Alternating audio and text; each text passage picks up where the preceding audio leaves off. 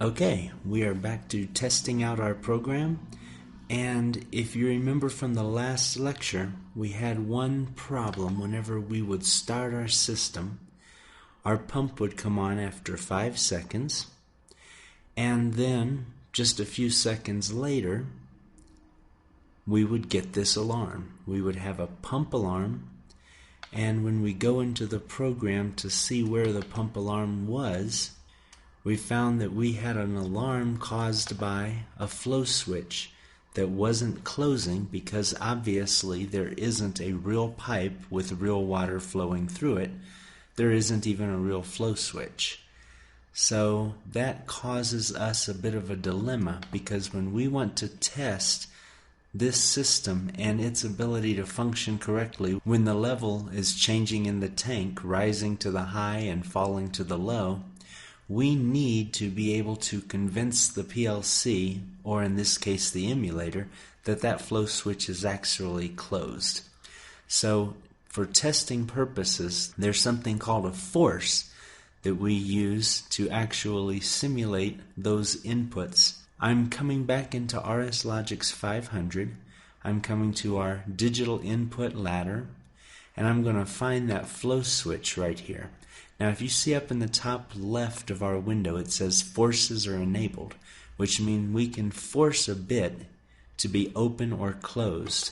So I'm going to right click on this bit and I'm going to force it on.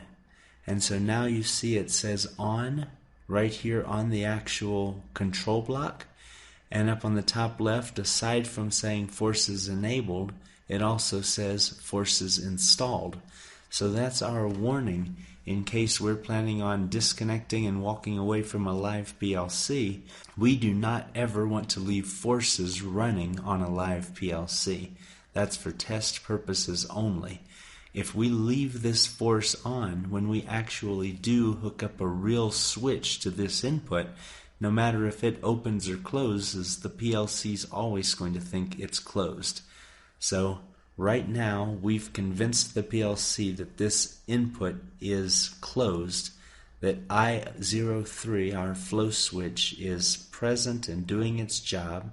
So when we go back into our HMI, we still have our pump alarm, and we're going to go ahead and reset that.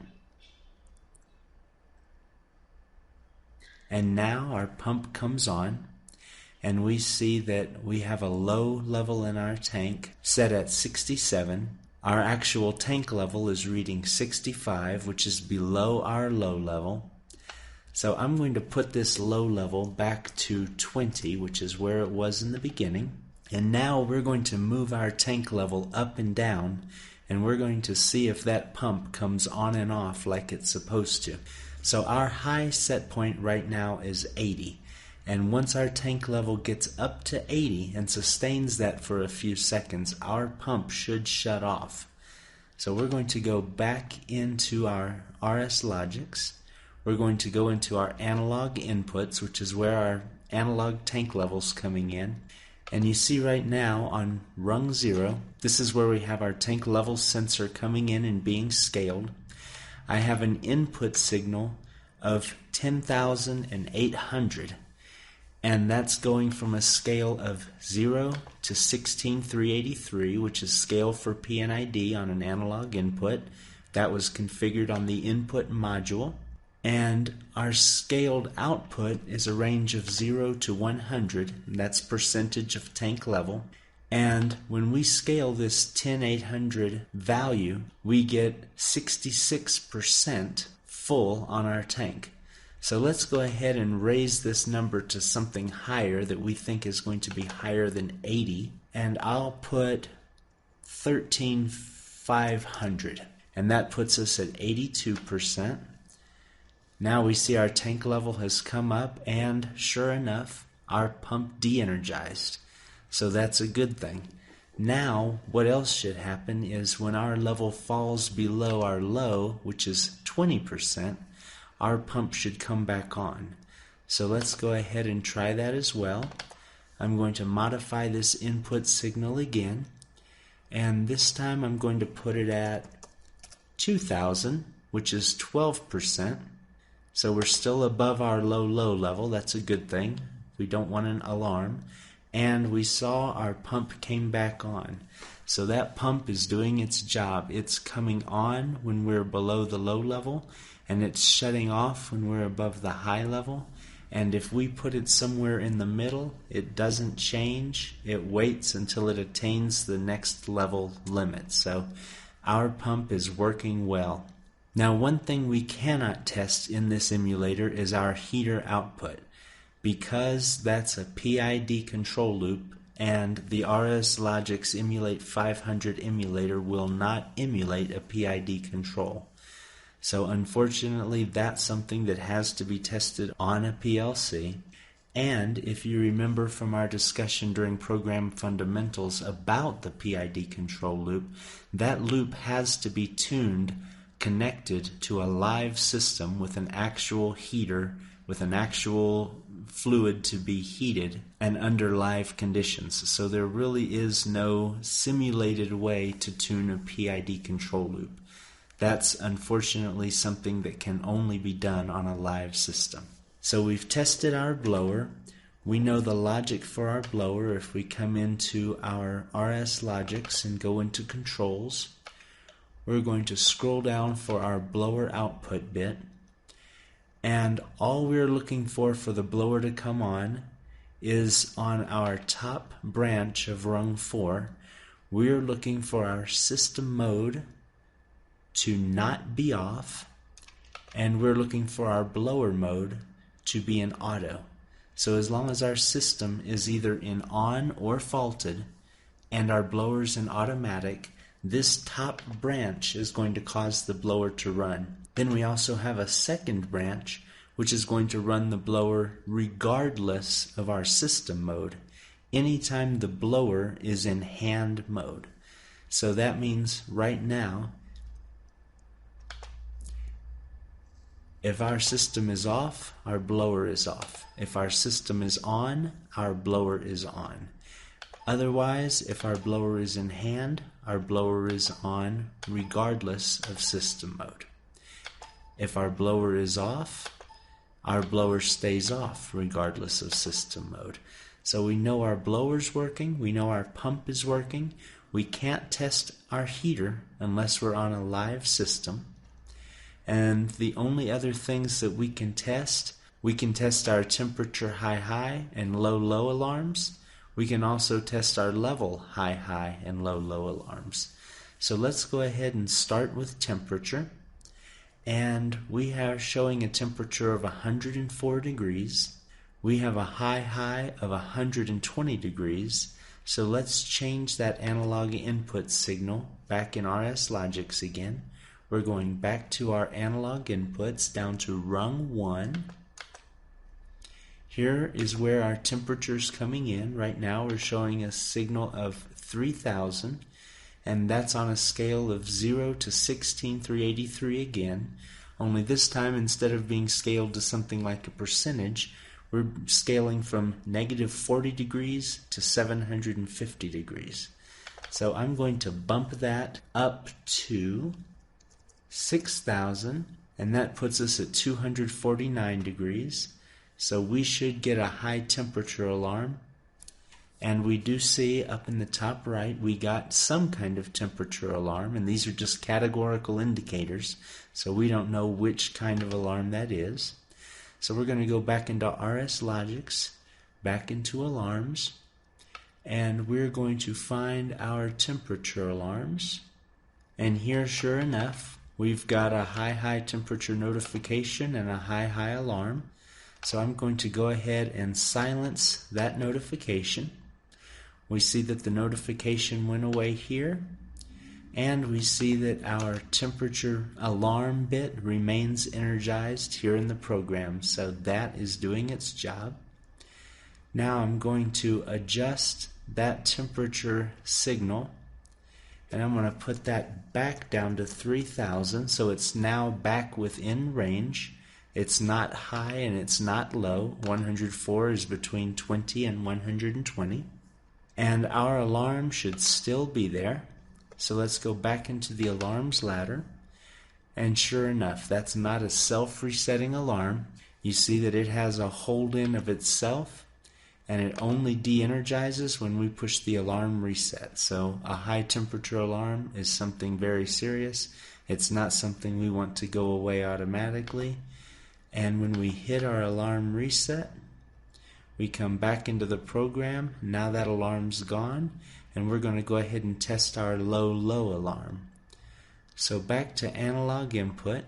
Now I'm going to take this signal down to 1,000, which is 8 degrees below 20, and now we are not getting a low temp alarm.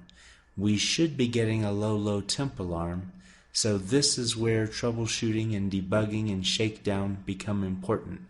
When we test everything, sometimes things don't work.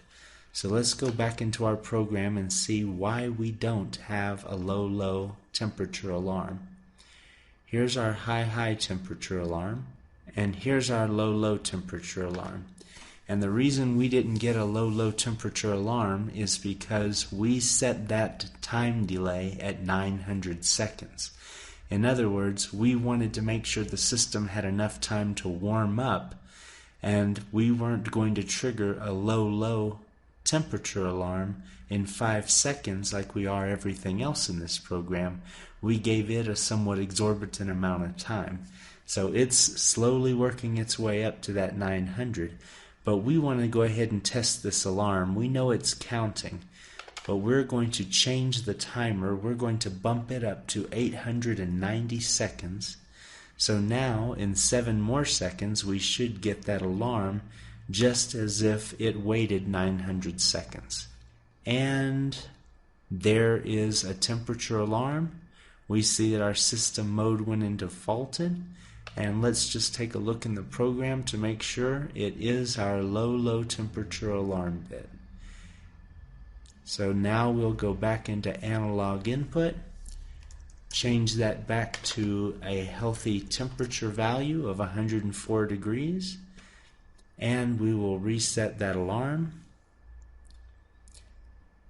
Now the last component we can really check in here is we have our discharge valve, our supply valve coming out of our tank, and that valve should be open anytime the system's running. It should be closed anytime the system's off, and the only other time that should close is if we have a low tank level. So right now I'm going to change our low limit to something higher than the 12% that's in the tank. I'm going to go ahead and set that at 15. And now, in a few seconds, we should get a low tank alarm, and that valve should close. And we see that valve did close, and we do have a tank alarm. Let's go ahead and get back into our program and see exactly what that tank alarm was. So let's go into our alarms menu, and here's our tank, and sure enough, that is a low alarm. So we have effectively checked everything in our program, and it looks like everything's working correctly. So I can go ahead and I'll bump that tank level up just a little bit to get it out of the low level. We'll come back here and reset the alarms, and everything's looking good. And that is how you dry run a program on an emulator. The last thing that we need to go ahead and do is remove our forces. We have forces installed, and we're going to go ahead and remove all forces. Are you sure you want to remove all forces in processor? Yes, we are. So now when we go back to our digital input and look at our flow switch, we see that the force is removed, and it's showing that that force is closed. We can toggle that open and closed, but that toggle isn't actually a force. So if we tried to toggle that in an actual PLC as opposed to an emulator, it would immediately flip back. So the toggle would only be instantaneous, just a momentary one scan toggle. In the emulator, it lets it hold that because there's not an actual input coming into the emulator. So on an emulator, toggle and force really kind of work similarly. The only way that a toggle wouldn't stay on permanently is if there's someplace within the program that's actually changing the state of this bit.